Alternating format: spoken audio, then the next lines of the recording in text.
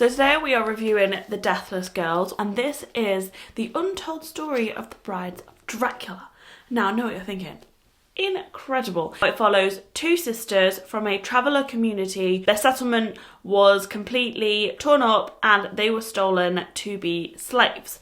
Now, while they are slaves at this big fancy castle, they meet another girl called Mira and they become a little trio of sorts, thus the three brides of Dracula. So the story basically follows Kizzy and Lil, which are the twins, and their journey into slavery and out of it, I guess, and their whole experience, who they meet, so on and so forth. So, into the review and what I actually thought of the book. When you say it out loud, it is such an interesting and beautiful concept. There was a world of possibilities that the author could have gone with, and I'm not sure I like the possibility that this author went with. So, as you can see, it's a really short book. It's really easy to get through, but there is, I would say, a bit of a lull in the middle when nothing really happens other than a backwards and forwards between the sisters and them going about their enslaved lives. Because it is so short, I do feel like the plot was just missing some more depth, some more background, and the ending just needed more.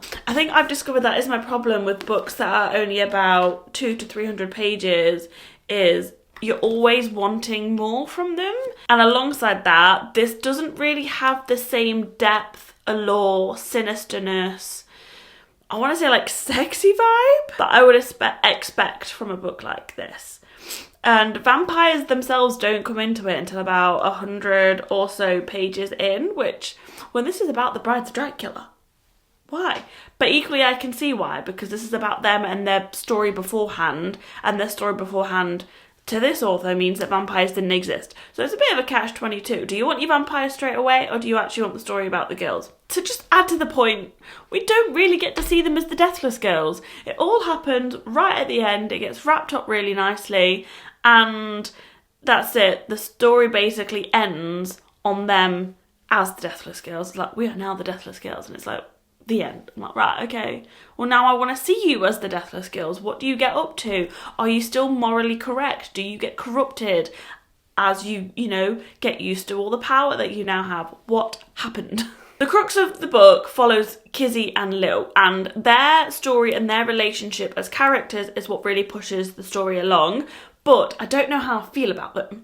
The way that the dynamic is that Kizzy is completely and utterly idolised by Lil, and Lil in turn then talks down to herself and doesn't think she is really worth anything. Because we're only in Lil's brain, we don't know how Kizzy feels about their sisterly relationship. We only see that Lil is completely and utterly enamoured by her sister, and even though they are same age, she's like, this one, she's the best, I'm just this little mouse. But that being said, I do quite enjoy how Lil has to come into herself a lot more towards the end for the plot circumstances, which I won't tell you what they are, but she has to pull herself up from the bootstraps and get on with it. So the relationship between the sisters is okay and alright, but every single time Lil idolised Kizzy, I just rolled my eyes and was like, just get over yourself, like, come on. So the sapphic romance then, to me, it just felt a little bit random.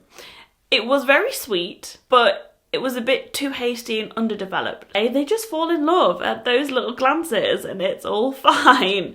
But I think that's what I didn't get with it. Like, all of a sudden they're just in love and Mira is going to sacrifice so much of her own life and her own escape because she just loves this girl that so happened to be enslaved with her. Because the romance was so underdeveloped, in my head, I think it would have worked better as a friendship relationship, and they all would have been friends that would have done anything for each other rather than this romance. Because also, I'm not being funny, right?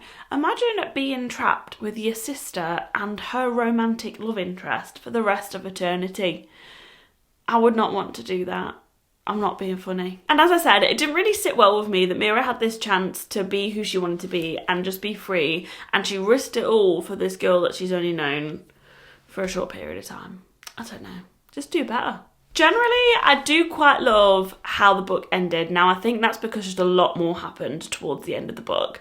And the book didn't end on a happy ending. It was very heartbreaking, but it was really good. So I would say the cadence of the book is, in the beginning it is quite quick because of the way that the village is terrorised and the girls are taken from their settlement. There is a bit of a lull in the middle, but again, I feel like some authors do this to reflect the experience that some characters are in that moment, so they make it a bit slow and monotonous because the characters, what they're going through is slow and monotonous. So I don't know if that was intentional, but there is a little bit of a dip, and then right at the end it goes full speed ahead. We get a full battle with the castle and the count and the vampires, so on and so forth, and then they become the Deathless Girls. The thing I don't agree with is the fact that we didn't get any after of the Deathless Girls. That is my one biggest gripe, that I wanted more after. I think it would have really finished it off. So yeah, overall, I'd say 3 out of 5. It's a very easy, solid read. There's a lot of comments on Goodreads that say this was like the most boringest thing people have ever read. I didn't think it was boring, just maybe a little bit slow in places. I love the concept, and I loved the fact that they gave voice to the Deathless Girls, but I wish we had more vampires, more gothicness, more eeriness, more suspense. All the stuff that we love about Dracula, I wish there was more of it in here.